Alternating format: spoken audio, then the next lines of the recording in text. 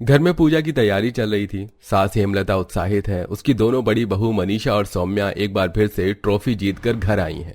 मनीषा, सौम्या, तुम दोनों ने फिर से बाजी मार ली। पूरे गांव में तुम्हारी तारीफ हो रही है। हर साल की तरह तुमने ही ट्रॉफी जीती। मैं तो बहुत सौभाग्यवती हूँ जो मुझे तुम जैसी काबिले तारीफ बहू मिली है। माँ जी, ये सब आपकी दुआओं का ही असर है। बहुत मेहनत करके दिन रात एक करके दुर्गा माँ की मूर्तियां बनाई थी। आखिर हम हर साल जीतते हैं और इस साल भी ट्रॉफी हमारे पास ही आनी थी। गांव की बहुएं कभी भी हमसे मुकाबला नहीं कर सकती। वे भला हमारी तरह क्या जाने कि सबसे सुंदर मूर्ति कैसे बनाई जाती है। हुनर तो हमारे कण कण में है। तुम दोनों ने मेरा सिर गर्व से ऊंचा कर दिया है। हर साल तुम मेरी लाज बचा लेती हो। गांव में कितनी सारी बहुओं में से हमेशा तुम दोनों ही जीत कर आती हो। मुझे तुम दोनों पर गर्व है। दोनों जिठानियां एक दूसरे को गर्व से देखती हैं। हेमलता मूर्ति के सामने जाकर उसे प्रणाम करती है, लेकिन उन्हें इस बात का एहसास नहीं होता कि असल नवरात्रि की पूजा में अपने हाथों से मूर्ति बनानी चाहिए थी, जो कि कंपटीशन जीतने के लिए उसकी दोनों बड़ी बहुओं ने बाहर से मूर्ति ऑर्डर करके मंगवाई थी, वो भी बहुत ऊंचे दामों में। उन्हें अपनी अमीरी पर बहुत ज्यादा घमंड था। वो पैसे खर्च करने में जरा भी नहीं सोचती थी। अपनी सास के सामने शो ऑफ करने के बाद दोनों अपने कमरों में आती हैं। अपनी सास का तो हम चुटकी बजाकर उल्लू बना सकते हैं।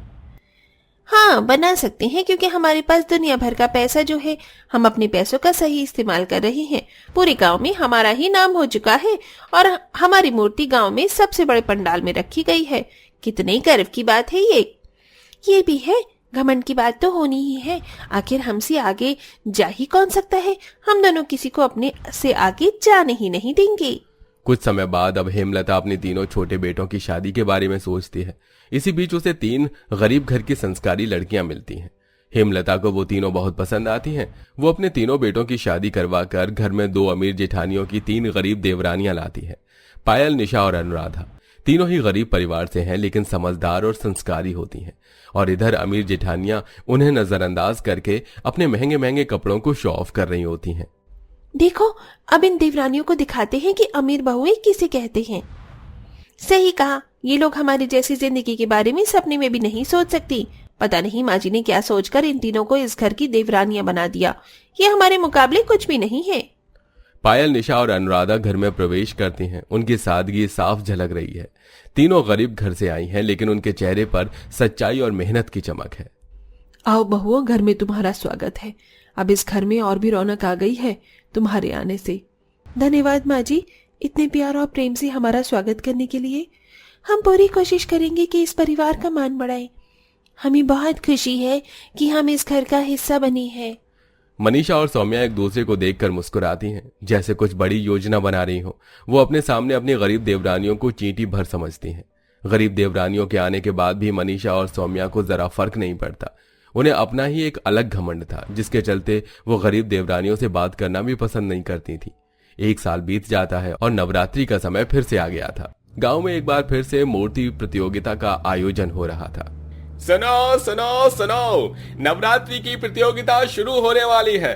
गांव में सभी को सूचित किया जाता है कि हर घर से जो भी प्रतियोगिता में भाग लेना चाहता है वो अपना नाम आगे दे दे। इस प्रतियोगिता में हर घर से एक मूर्ति आएगी, लेकिन वो मूर्ति खुद अपने हाथों से बनी होनी चाहिए। जिसकी मूर्ति सबसे ज्यादा खूबसूरत और सुंदर होगी उसे इनाम और ट्रॉफी दी जाएगी। नवरात्रि पूजन के लिए उसी की मूर्ति की स्थापना पंडाल में की जाएगी। सुनो सुनो सुनो। वो आदमी इस तरह गांव में चारों तरफ घूम घूम कर लोगों को इत्तला दे देता है। ये सब सुनकर तीनों गरीब देवरानियां आपस में बातें करती हैं। क्या बात है, यहाँ तो मूर्ति बनाने की प्रतियोगिता हो रही है। तुम सही कह रही हो। तुम्हें याद है, हम बचपन में ऐसे ही नवरात्र में दुर्गा माँ की मूर्तियां बनाया करते थे। हाँ, बहुत अच्छे से याद है। कितना मजा आया करता था। हम लोग इस बार इस प्रतियोगिता में हिस्सा लेंगे और मूर्ति बनाएंगे, और देखना हमारी मूर्ति सबसे सुंदर होगी। उनकी बातें सुनकर वहां पर मनीषा और सौम्या आ जाती हैं। तुम्हें क्या लगता है कि तुम हमें हराओगी? अरे 3 साल से इस गांव में हमसे आगे कोई नहीं गया। तुम्हें क्या लगता है कि तुम इस कंपटीशन को जीत पाओगी? अरे क्यों मुंह लग रही हो सौम्या तुम इन तीनों की? मैं जानती हूँ ना, इस बार भी प्रतियोगिता को हम ही जीतेंगे और हम इनाम ले जाएंगे। मनीषा और सौम्या घमंड के चलते ऐसा बोलकर चली जाती हैं, लेकिन इस बार हेमलता की तीनों गरीब देवरानियां भी प्रतियोगिता में हिस्सा लेने का फैसला करती हैं। उन्हें अपनी काबिलियत किसी भी तरह दिखानी थी। इस बार हम अपनी मेहनत से दुर्गा माँ की मूर्ति बनाएंगे। हमें दूसरों से कोई मदद नहीं चाहिए। हाँ, हम खुद मिट्टी से मूर्ति बनाएंगे। ये हमारे लिए माँ दुर्गा की सेवा होगी और हमारी घमंडी जिठानियों को भी पता चलेगा कि हमारे अंदर भी काबिलियत है। बिल्कुल, हम अपने हाथों से मेहनत करेंगे और प्रतियोगिता को जीत कर ही रहेंगे। दूसरी ओर मनीषा और सौम्या इस बार मिट्टी से मूर्ति बनाने की कोशिश करती हैं, लेकिन उन्हें अपने हाथों की बनी हुई मूर्ति जरा भी पसंद नहीं आती। एक बार फिर से वो दोनों बाहर से मूर्ति मंगवाने की योजना बना रही हैं। हम क्यों मेहनत करें, बाहर से एक और सुंदर मूर्ति मंगवा लेते हैं। इस बार भी हम ही जीतेंगे। वैसे भी किसी को क्या ही पता चलने वाला है। हाँ, मेहनत करने वालों के लिए पुरस्कार नहीं होते। ये गरीब देवरानियां समझती नहीं है कि जीतने के लिए पैसा और स्टाइल चाहिए, मेहनत नहीं। दोनों अमीर जिठानियां महंगी से महंगी मूर्तियां फोन में ढूंढती हैं और इधर तीनों देवरानियां मूर्ति बनाने की तैयारी में होती हैं। पायल, निशा और अनुराधा पूरे दिल से दुर्गा माँ की मूर्ति बनाने में जुटी हैं। ये लोग गांव के कुम्हार से चिकनी मिट्टी लाकर मूर्ति गढ़ने लगती हैं। देखो ये मिट्टी कितनी मुलायम है, इससे हम दुर्गा माँ की सुंदर मूर्ति बनाएंगे।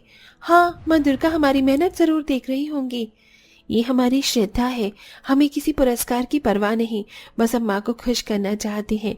दुर्गा माँ प्रसन्न हो गई तो समझो कोहिनूर का हीरा ही प्राप्त हो गया हो। दूसरी तरफ मनीषा और सौम्या बाहर से एक बड़ी और आकर्षक मूर्ति मंगवाती हैं और उसे सजाने में लगी होती हैं। उन्होंने अपनी मूर्ति को घर के सबसे बड़े स्टोर रूम में छुपा के रखा था कि किसी को दिखाई न पड़े। देखो ये मूर्ति कितनी सुंदर है, कोई हमें हरा ही नहीं सकता। बिल्कुल सही, हमारी मूर्ति सबसे अलग है। ये गरीब बहुएं हमारे सामने कहीं नहीं ठहरती। ऐसे ही धीरे धीरे प्रतियोगिता का दिन आ जाता है। सभी बहुएं अपनी अपनी मूर्तियों के साथ मंदिर के प्रांगण में पहुंचती हैं। मनीषा और सौम्या की मूर्ति को देखकर सभी दंग रह जाते हैं, जबकि पायल, निशा और अनुराधा की सादगी भरी मूर्ति भी ध्यान खींच रही थी। देखा, सब हमारी मूर्ति को देखकर कैसे चकित हो रहे हैं। अब तो जीत हमारी ही है। जज मूर्तियों का निरीक्षण करते हैं। अचानक मनीषा और सौम्या की मूर्ति पर लगा प्राइस टैग जजों की नजर में आ जाता है। ये क्या, इस मूर्ति पर तो प्राइस टैग लगा हुआ है। इसका मतलब ये मूर्ति बाहर से मंगवाई गई है। नियमों के अनुसार यह अनुचित है। मूर्ति को अपने हाथों से बनाना आवश्यक था, लेकिन यह मूर्ति तो बाहर से खरीदी गई है। जो यह मूर्ति यहां लेकर आया है वो कंपटीशन से बाहर किया जाएगा। जज मनीषा और सौम्या को प्रतियोगिता से बाहर कर देते हैं। ये कैसे हो सकता है? हमने तो सोचा भी नहीं था कि कोई इस पर ध्यान देगा। हमारी जीत पक्की थी, ये सब बेकार है। पायल, निशा और अनुराधा की मूर्ति को देखकर जज प्रभावित होते हैं। उनकी सादगी और मेहनत साफ झलकती है। इन बहुओं ने पूरी श्रद्धा और मेहनत से मूर्ति बनाई है। ये असली पूजा का प्रतीक है। इनकी मूर्ति में सच्ची भक्ति और कला है। हमें इन्हें सम्मानित करना चाहिए। इस नवरात्रि पर पायल, निशा और अनुराधा ने बहुत मेहनत की है। उनकी मूर्ति का इन्हें इनाम दिया जाएगा। घोषणा होती है कि पायल, निशा और अनुराधा की टीम ने प्रतियोगिता जीत ली है। हेमलता हैरान और गर्व महसूस करती है। तुम तीनों ने मेरी आंखें खोल दी। असली पूजा मेहनत और भक्ति से होती है, पैसे से नहीं। मुझे तुम पर गर्व है। माँ जी, ये सब आपकी प्रेरणा से ही संभव हुआ है। हमने बस अपने दिल से मेहनत की, माँ दुर्गा ने हमें आशीर्वाद दिया। हमारी जीत असल में माँ दुर्गा की कृपा है। उनके साथ के चलते ही हमने इतनी अच्छी मूर्ति बनाई है।